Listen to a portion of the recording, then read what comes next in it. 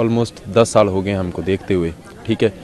तो बजट को अब जब देखते हैं तो 1% की भी उम्मीद नहीं रखते हम।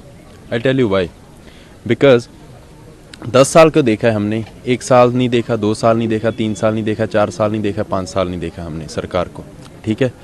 तो 10 साल में जो हमने देखा है कि हमारा ये नहीं है कि देश में पैसा नहीं है, देश में पैसा है, लेकिन मैटर करता है कि देश में पैसा किसके पास है, ठीक है।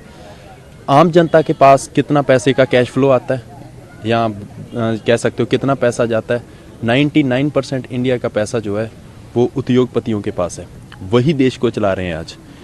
अगर मैं सोचता हूँ 11.68 लाख करोड़ रुपीज़ अगर उद्योगपतियों का माफ़ हो सकता है तो 2 लाख करोड़ रुपया किसानों का क्यों नहीं हो सकता।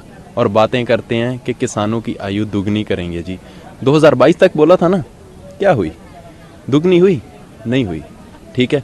तो मुझे नहीं पता टीवी दिखाएगा या नहीं दिखाएगा, बट ये असलियत है। इकॉनमी मनमोहन सिंह के जब टाइम था 8.1% ग्रोथ पर चलती थी, राइट। अब इकोनॉमिकल ग्रोथ कितना है? 5.4%। और हम चलो जो 2022 तक जो दिखाए थे दावे वो तो भूल जाओ, वो तो उन्होंने बोल ही दिया कि जुमला था सभी, वो ठीक है, दैट्स इट। अब क्या दिखा रहे हैं?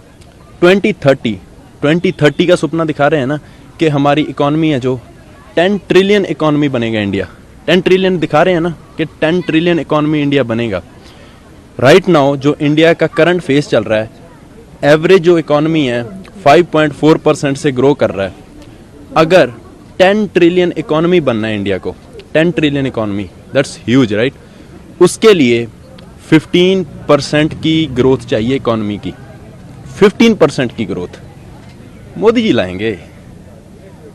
तो बजट से क्या आस रखते हो? बजट से कोई आस नहीं है, nothing.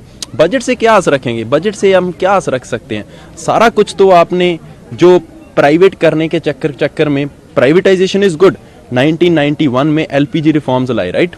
LPG reforms, that's good. Privatisation तब तक गुड है जब प्राइवेट कंपटीशन हो। जब आप प्राइवेट कंपटीशन खत्म कर दोगे तो प्राइवेटाइजेशन जो है that will gonna lead to extreme capitalism, and extreme capitalism is always dangerous for the country where we stay.